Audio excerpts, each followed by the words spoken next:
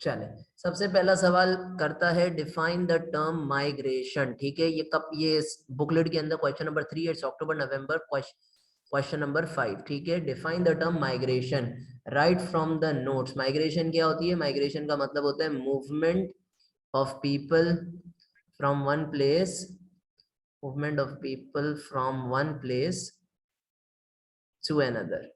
ठीक है, straight from the note से फ्री फंड के आपको 1 मार्क मिल गए। चलें आगे, आगे आ जाए भाई। अगला क्वेश्चन क्या बोलते हैं? अगले पार्ट में आप लोगों को एग्जामिनर साहब बोलते हैं सजेस्ट 4 पुश फैक्टर्स। क्या बोलते हैं? सजेस्ट 4। देखें कीवर्ड यहाँ पर क्या है, अगेन एंड अगेन रिपीट कर रहा हूँ, सजेस्ट। सजेस्ट का मतलब नो लंबी, ठीक है, लंबी करने की जरूरत नहीं है। Suggest 4 push factors. पुश का मतलब होता है धक्का, that lead to rural urban migration. ठीक है, आप 4 कोई से भी पुश फैक्टर्स बताएं जिसके जरिए रूरल अर्बन माइग्रेशन होती है। This is the note, these are the notes, write from the notes है ये। ठीक है, लेट मी शो यू ताकि आपको तसल्ली हो जाए। ये देखें जी, रूरल पुश फैक्टर्स, इतनी लिस्ट है, 3 टाइम्स ज्यादा यहाँ पर लिखे हुए हैं। आपको कोई से भी जो है ना वो 4 वहां पर कॉपी करने हैं। ठीक है, it's very simple, straight forward. ठीक है, लिख लेते हैं हम। ठीक है, लैक ऑफ जॉब्स, बुराई करो गांव की। ठीक है, लैक ऑफ सिक्योरिटी। ठीक है, लैक ऑफ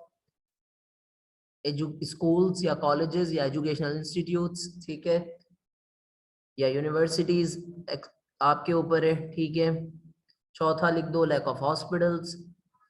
ठीक है, आपने इस तरीके से मार्क्स उठा लिए, एग्जामिनर का दिल खुश हो गया, आपको 4 मार्क्स मिल गए। ठीक है, स्ट्रेट क्वेश्चंस है। आगे अब सवाल है डिस्क्राइब का। ठीक है, डिस्क्राइब के अंदर हमें लंबी नहीं करनी, और डिस्क्राइब का सवाल अब हमेशा जो है ना वो कितने मार्क्स में आता है? हमेशा आपको 3 मार्क्स के अंदर आता है। You have to write 3 points. ठीक है, चले जी सवाल बताएं। सवाल क्या बोलता है? सवाल आपको बोलता है describe the impacts of rural urban migration. ठीक है, देखिए भाई, मैंने आपको इम्पैक्ट्स पढ़ाए थे रूरल अर्बन माइग्रेशन के। ठीक है, रूरल अर्बन माइग्रेशन के इम्पैक्ट्स या इफेक्ट्स मैंने आपको इतने सारे पढ़ाए थे। अर्बन एरियाज पे क्या होते हैं, रूरल एरियाज पे क्या होते हैं। एग्जामिनर आपके लिए बिल्कुल फ्री फंड छूट दी हुई एग्जामिनर ने। आप रूरल एरियाज पे भी बता सकते हो और आप अर्बन एरियाज पे भी बता सकते हो। आप पॉजिटिव भी बता सकते हो और नेगेटिव भी। इस क्वेश्चन को क्रैक करें। देखें, इम्पैक्ट्स का मतलब होता है effects. You can either tell positive और नेगेटिव। इम्पैक्ट्स किसके ऊपर? On, you can either talk about urban के सिटीज के ऊपर क्या इम्पैक्ट आता है, या विलेजेस के ऊपर क्या इम्पैक्ट आता है। ठीक है जी, okay, so we're gonna discuss कि क्या इम्पैक्ट्स होते हैं। तो आप एक इम्पैक्ट लिख सकते हो, let's say it will reduce population in rural areas. Rural areas के अंदर जो है ना वो पॉपुलेशन कम हो जाएगी। ठीक है, या कम लोग रह जाएंगे। Secondly, there will be there will be less workers on farms, which will reduce production, जिससे प्रोडक्शन कम हो जाएगी, which will reduce crop production। ठीक है, ये मैंने गांव पे बताया है क्या इम्पैक्ट है। अब एक हम बता देते हैं कि भाई उस पे क्या इम्पैक्ट आता है, किसके ऊपर? अर्बन एरियाज के ऊपर। ठीक है, इन urban areas, oh sorry, the question is, I took it more broadly, the question is rural areas पे बताने। ठीक है, तो अर्बन एरियाज पे नहीं बता सकते। ये सही है, ये भी सही है, और थर्ड भी जो हमें बताना होगा वो रूरल एरियाज पे बताना होगा। थर्डली, एक पॉजिटिव इंपैक्ट बता देते हैं रूरल एरियाज का, there will be more jobs available. भाई जब गांव से लोग शहरों की तरफ आ जाएंगे तो गांव के अंदर जो नौकरियां होती हैं वो अब ज्यादा बढ़ जाएंगी, क्योंकि काम करने वाले लोग कम हो गए। ठीक है, तो ये आपके पास 3, आपने कोई से भी इम्पैक्ट्स बताने there are many other impacts. आप ये लिख सकते थे कि इलेक्ट्रिसिटी पे बर्डन कम हो जाएगा गांव में, फूड सप्लाई के ऊपर बर्डन कम हो जाएगा, ठीक है। जो लोग गांव छोड़ के बाहर जा रहे हैं वो अपना पैसा गांव वालों को भेजेंगे तो गांव की तरक्की हो सकती है, so on so fourth. Examiner ने आपको 3 मार्क्स दे दिए। किसी को कोई क्वेश्चन हो तो यू फील फ्री, रोक दीजिएगा मुझे। अब तक हमने कितने मार्क्स सिक्योर कर लिए? 8 मार्क्स सिक्योर कर लिए। Let's move on.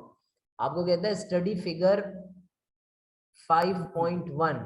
क्या कहता है? Study figure 5.1, a map showing the distribution of urban population in Pakistan in 2018। ठीक है, आपके सामने मैप शो किया गया है। मैप के अंदर ये कीज होती हैं, याद रखिएगा हमेशा, ये कीज हैं आपकी, ठीक है। जिन एरियाज की पॉपुलेशन इस मुताबिक है उसको ऐसे डॉट से मार्क किया गया है। जिसकी पॉपुलेशन 0.5 मिलियन से 0.99 मिलियन यानी 1 लाख 10 लाख तक हैं, उनको थोड़े से बड़े सर्कल से, फिर स्क्वायर से, और फिर 50 मिलियन से 50 लाख से ज्यादा वालों को इस तरह बड़े स्क्वायर से। एनी हाउ ये आपको मैप दिख रहा है, ठीक है। आपको कहता है, सवाल की तरफ आते हैं, यूजिंग फिगर 5.1 ओनली। देखिए एग्जामिनर साहब बोल्ड करके आपको दे रहा है, इसका मतलब ये है वो चाहता है कि आप उसने जो फिगर दिया आप उसको देखें, उससे मजे उठाएं और आंसर लिखें। तो आप अपनी तरफ से कहानियां नहीं लिखिएगा। Using figure 5.1 only, describe the distribution of urban population in Pakistan. आपको डिस्क्राइब करना है भाई अर्बन पॉपुलेशन कैसी है। आप गौर से 5 सेकंड लेकर मैप को देख लें। आपको ये बताना है अर्बन पॉपुलेशन का डिस्ट्रीब्यूशन कैसा है। सबसे ज्यादा पॉपुलेशन आपको दिख रही है ये बड़े बड़े जो स्क्वायर्स हैं, कहाँ पर हैं? एक तो अरेबियन सी के पास है, ठीक है, एक आपको यहाँ दिख गया, ठीक है। तो ये आपको डिस्क्रिप्शन करनी है। देख लें मैप, छोटे वाले पे गौर करें। देखें बलूचिस्तान में बिल्कुल छोटा वाला है, यानी कम पॉपुलेशन है, ठीक है।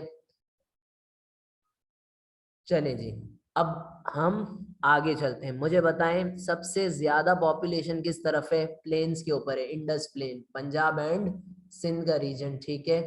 सो अब हम डिस्क्राइब करना है हमें। सवाल बोलता है डिस्क्राइब करें डिस्ट्रीब्यूशन, यानी कि किस तरह डिस्ट्रीब्यूट हुए हुए हैं पाकिस्तान के मैप के ऊपर, पॉपुलेशन किस तरह डिस्ट्रीब्यूट हुई हुई है। तो आप लिखोगे, पहला पॉइंट लिखेंगे, फर्स्टली देयर आर,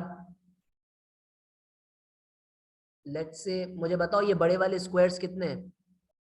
बड़े वाले स्क्वायर्स कितने? If I am not wrong I guess खाली 2 बड़े वाले स्क्वायर्स हैं, ठीक है। There are only 2 areas with 5+ population. ये 5+ का मतलब ये 5 million plus population located near, कहां पर है? अरेबियन सी के पास है, near Arabian Sea and upper Punjab, and upper Punjab, ठीक है, एंड अपर पंजाब, ठीक है जी। सिर्फ एक ही आपको यहाँ पर दिख रहा है, एम आई राइट? और तो कोई बड़ा वाला नहीं है, और तो सब छोटे वाले ही हैं, ठीक है। ऑल राइट, ठीक है, सब छोटे वाले ही हैं, ठीक है। इसी तरह आप लिख सकते थे। एक और पॉइंट लिखते हैं। Secondly, let's change the colour. Secondly, the distribution overall कैसा है? डिस्ट्रीब्यूशन द लीनियर है, या the secondly the distribution is overall same या अनइवन है? अनइवन है। अनइवन का मतलब कहीं पर ज्यादा है, देखो इस इलाके में बहुत ज्यादा है, ये वाला हिस्सा बहुत ज्यादा है, लेकिन यहाँ पर बिल्कुल नहीं है, बिल्कुल खाली है, ठीक है। तो पॉपुलेशन डिस्ट्रीब्यूशन अनइवन है। Does that make sense? आगे लिखते हैं। अब आप मुझे बताएं लीस्ट पॉपुलेशन किस तरफ है? तो आप बोलोगे सर लीस्ट पॉपुलेशन बलूचिस्तान वाली साइड के ऊपर है, ठीक है। तो आप थर्ड पॉइंट क्या लिखेंगे? thirdly the population, oh sorry, the least population the least population is towards the, चले भाई मुझे याद कराओ जरा, मैप याद कराओ, ईस्ट वेस्ट नॉर्थ साउथ, तो बलूचिस्तान यहाँ पे साउथ वेस्ट, बलूचिस्तान यहाँ पर है साउथ वेस्ट, ठीक है, towards the south west of Pakistan, ठीक है। आप लोग ऐसे बहुत सारे पॉइंट्स और डिराइव कर सकते हो, ठीक है। For example consider this, north west side consider करो, ये वाली साइड, इस तरफ आपको कैसी दिख रही है पॉपुलेशन? आप बोलोगे थोड़ी थोड़ी है लाइन से, यहाँ पर कैसी दिख रही है? कॉन्सेंट्रेटेड है, बहुत ज्यादा है, ठीक है।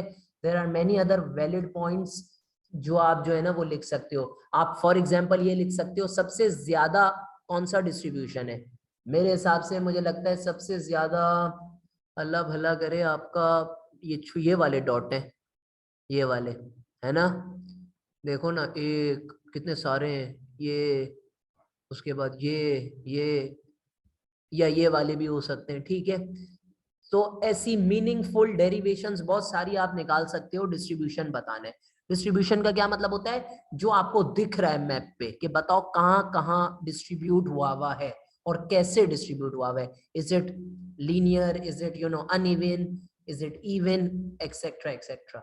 अनइवन का मतलब होता है कि एक जगह बहुत ज्यादा है जैसे यहाँ पर, और एक जगह कम है। ऑलराइट, तो ये हमारे हो गए 3 marks complete. Let's move on. अच्छा जी, study figure 5.2, a bar graph showing the percentage of the population living in urban centres by province. भाई आपको सारे प्रोविंसेस के हिसाब से एग्जामिनर साहब ने कहानी सुनाई हुई है। आपको क्या कहता है? फ्री फंड का मार्क होता है ये 1 मार्क। कंप्लीट फिगर 5.2 को कंप्लीट करें by drawing the bar for Sindh.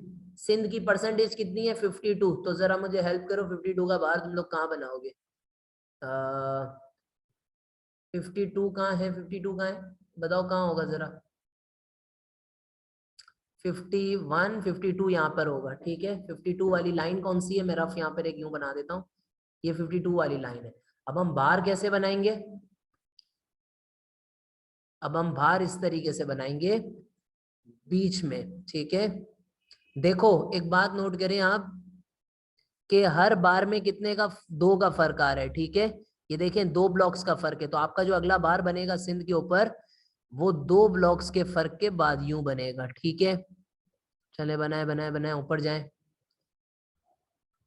कहां तक जाना है? 52 तक जाना है, ये रहा आपका 52, ठीक है जी।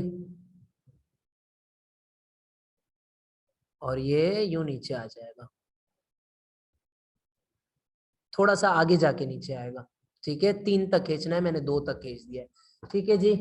ये आप लोग इस तरह बार बनाएंगे, आपको 1 मार्क पूरा मिल जाएगा। स्केल के साथ जाहिर है आप एक्यूरेसी से बनाएंगे, ठीक है। ऑल राइट, उसके बाद using figure 5.2 only, only pay bold है, ठीक है। 5.2 को देखें और बताएं, 5.2 को देख के एग्जामिनर साहब क्या कह रहे हैं, क्या बताएं?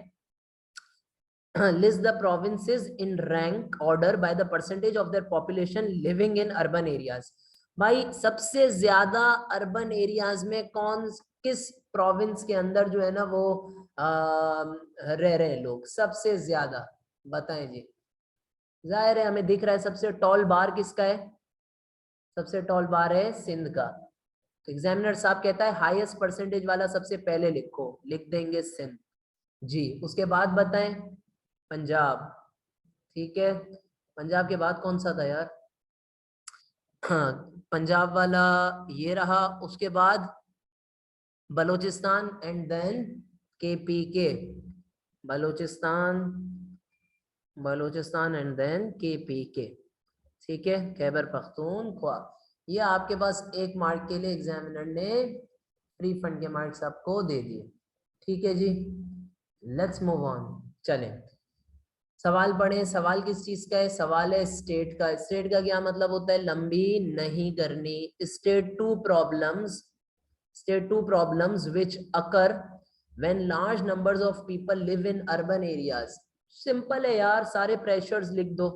Pressure on food, water, electricity, ठीक है, एक्सेट्रा एक्सेट्रा। उसके बाद air pollution, traffic jams, etcetera etcetera, ठीक है। फ्री फंड के 2 मार्क्स पूरे हो गए।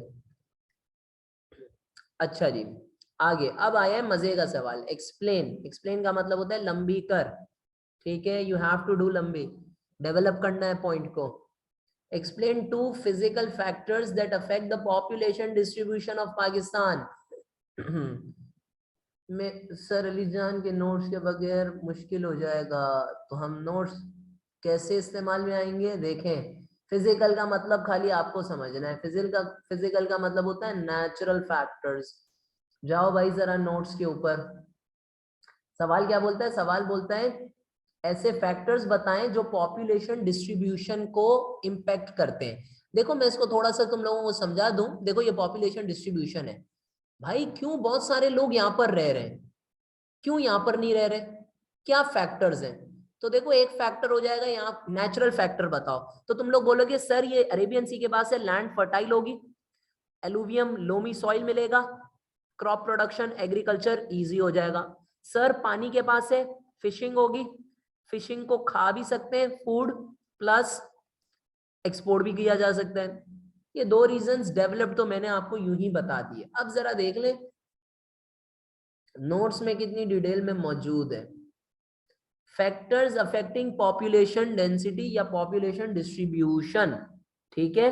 तो इसमें से आपने जो है ना वो कोई से भी लिख देने, ठीक है। एक ही कंटेंट है सवाल में, कभी बोलेगा डेंसिटी, कभी बोलेगा डिस्ट्रीब्यूशन, ठीक है। पॉपुलेशन डिस्ट्रीब्यूशन का मतलब होता है how people are spread over a area. कोई से भी आप लिखेंगे कि फ्लैट प्लेन्स होती हैं, एग्रीकल्चर इजी हो जाता है, so on so forth. Any two, you need to write any two, ठीक है। चले, so for any two let's do this one. कोई से भी, फिजिकल का मतलब होता है natural. Firstly if you have plain land, firstly plain lands make the use of machines on farms easy, such as tractors, ठीक है, which can increase crop production।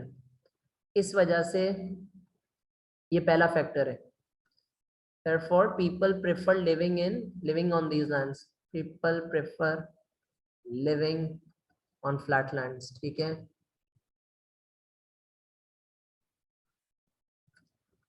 ये कौन सा फैक्टर है? This is how topography impacts, ठीक है। Topography impacts, topography का मतलब होता है सरफेस फीचर्स, ठीक है। इसी तरह आप दूसरा पॉइंट लिख सकते थे, for example availability of mineral resources या natural resources, availability of natural resources, ठीक है। और रॉ मटेरियल्स सच एज, कोई से भी एग्जांपल ले लो, सच एज कोल, जिप्सम, कोई भी मिनरल का आप नाम ले लो। दिस प्रोवाइड्स एम्प्लॉयमेंट, इससे क्या मिलती है लोगों को? This provides employment. ये आपने डेवलपमेंट कर ली पॉइंट की, ठीक है जी। सो लोग ज्यादातर, more people like to live in these areas, live near by mineral deposits, ठीक है जी। All right, let's move on. ये आपके हो गए 4 मार्क्स फुल, ठीक है जी। Now last question, take a few seconds, read करें इसको। Read the following 2 views. आप लोग रीड करें, 5 सेकंड ले ले, फिर मैं आपको व्यू समझाता हूँ। और अगर कोई लिबर्टी लेके कोई एक व्यू समझाना चाहता है तो वो समझा दे, और आप मुझे बताएं मैं कौन से व्यू को चूज करूं।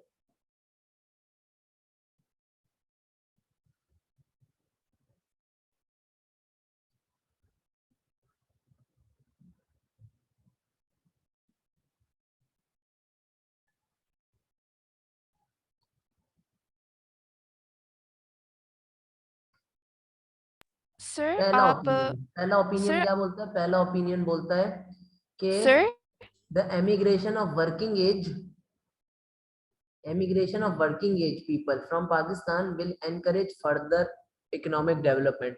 यानी जो काम करने वाला आपका तबका है, जो वर्किंग एज पॉपुलेशन है, आप उनको बाहर भेजो।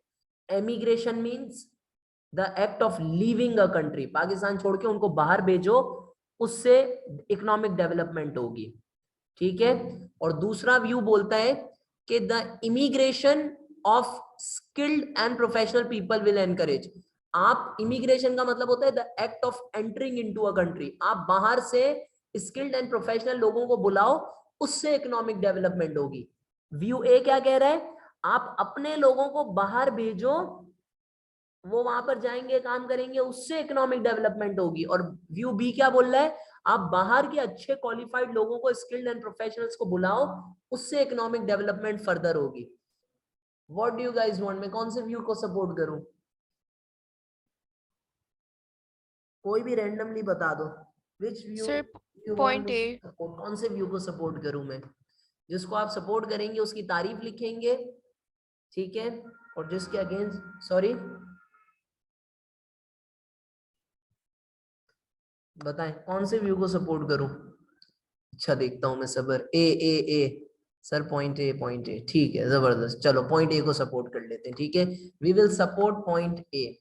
अब पॉइंट ए को चूंकि मैं सपोर्ट कर रहा हूं, तो मैं पॉइंट ए के बारे में पॉजिटिव बातें लिखूंगा, और पॉइंट बी के मैं अगेंस्ट जा रहा हूं, तो पॉइंट बी के बारे में आई विल राइट नेगेटिव बातें। 2 पॉइंट्स इसको लिख दो डेवलप, 2 पॉइंट इसको लिख दो डेवलप, ठीक है। चले जी। अब व्यू ए क्या बोल रहा है? आप अपने वर्कर्स को बाहर भेजो, ठीक है। तो आप क्या लिखेंगे? If view A is opted, if view A is opted, तो इससे क्या होगा? It will allow the workforce to move abroad and attain quality। बाहर जाके आपकी वर्कफोर्स बाहर जाएंगे और वहां जाके सीखेंगे, and attain quality training and expertise।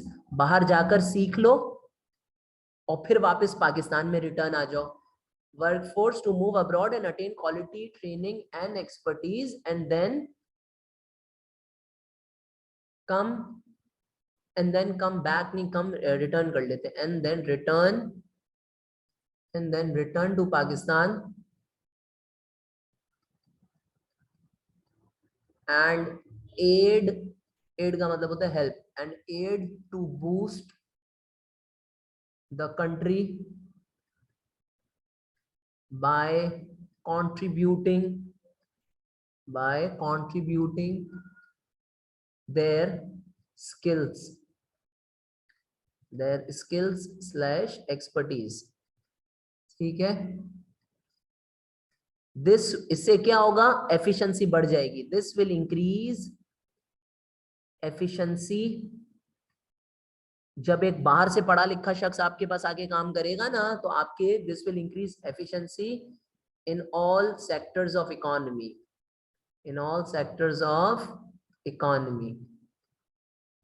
which will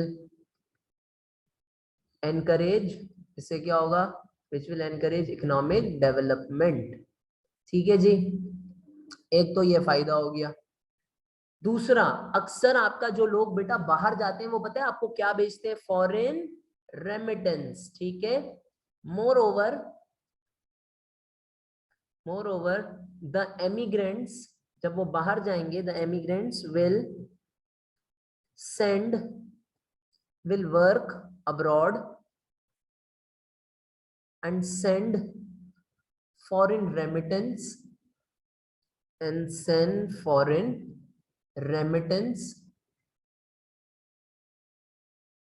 to Pakistan। Pakistan को क्या मिलेगी? foreign remittance, and send foreign remittance to Pakistan, which might be used which might be used by their families. अभी मैं आपको एक ऐसी एग्जांपल दूंगा, आप लोगों को और बात क्लियर हो जाएगी. which might be used by their families to develop new businesses, to develop new businesses. जैसे मेरे रिलेटिव यूएस के अंदर हैं, तो they send me foreign remittance, ठीक है, annually, and then I use that for investment purposes. समझ रहे हो बात को? तो ये सारी जो चीजें हैं, ये वाला पॉइंट यहाँ पर है. इससे क्या हो रहा है, मैं यहाँ पर इन्वेस्ट कर रहा हूँ, इकोनॉमी बेटर हो रही है, इकोनॉमी के अंदर पैसा फ्लश कर रहा हूं मैं, ठीक है. कौन सा पैसा? जो मुझे मेरे रिश्तेदार जो बाहर जाके काम करके कमा के भेज रहे हैं, वो पैसा, ठीक है. might be used by their families to develop new businesses. This will improve economy.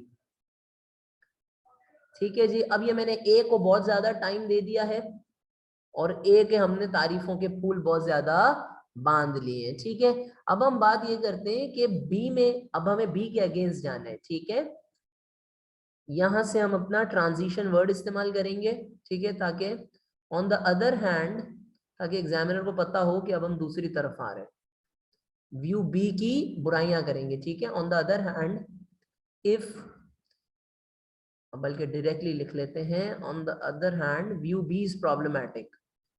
View B is problematic, directly बुराई, on several counts, on several counts, ठीक है. क्या क्या मसले मसाइल हैं व्यू बी के साथ? फर्स्टली, भाई अगर बाहर के लोग आप यहाँ पर बुलाओगे, देखो व्यू बी की बुराई करनी है, अगर बाहर के इमिग्रेंट्स यहाँ पर आएंगे तो यहाँ लोकल्स लोगों को जॉब मिलेगी? कभी भी नहीं मिलेगी. सब बोलेंगे ओ बाहर से आया हुआ, is very professional, very good, things like that, ठीक है. Firstly, it will increase competition for jobs, it will increase competition for jobs and further increase unemployment in Pakistan, ठीक है. as locals will not be selected by the companies, selected as employees by the companies, ठीक है. Unemployment हो जाएगी, उससे क्या हो जाएगा? this will increase crime rate, ठीक है. इसकी एक रेलेवेंट एग्जांपल बताएगी है. फॉर एग्जांपल, हबीब यूनिवर्सिटी, ये आप रेलेवेंट एग्जांपल है, कोट कर सकते हैं. For example, Habib university employees all employees foreign professors, ठीक है, which is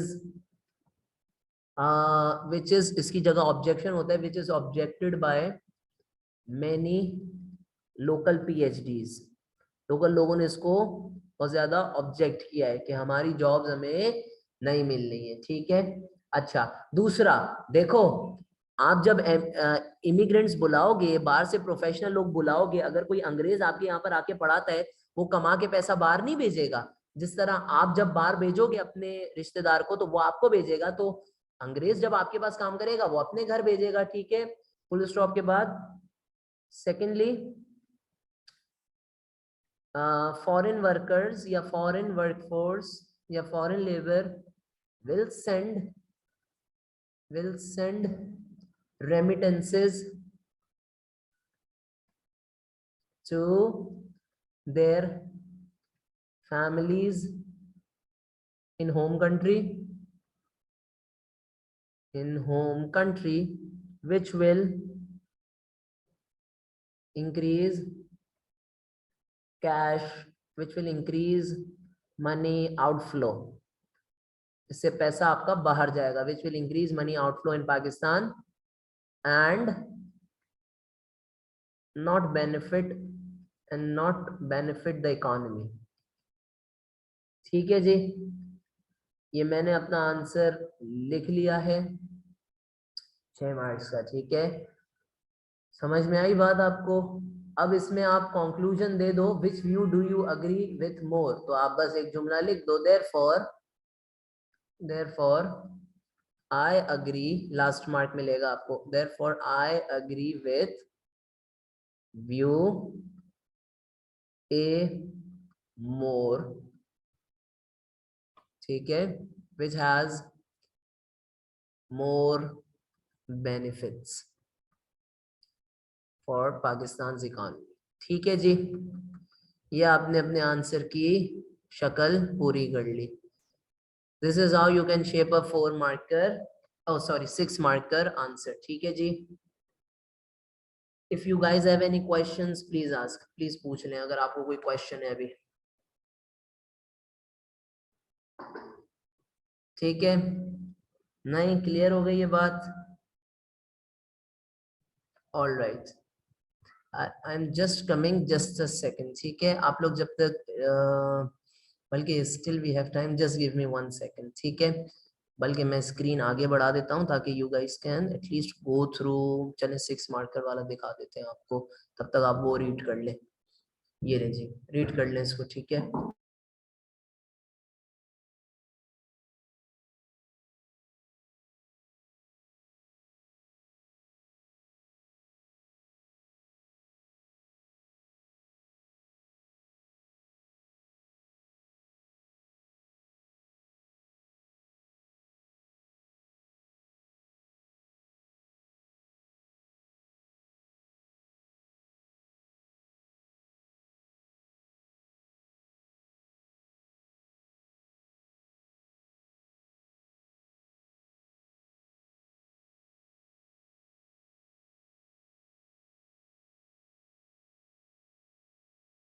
अच्छा, अब आप लोग है ना एक काम करें, वो उसको रीजॉइन कर लें, ठीक है प्लीज।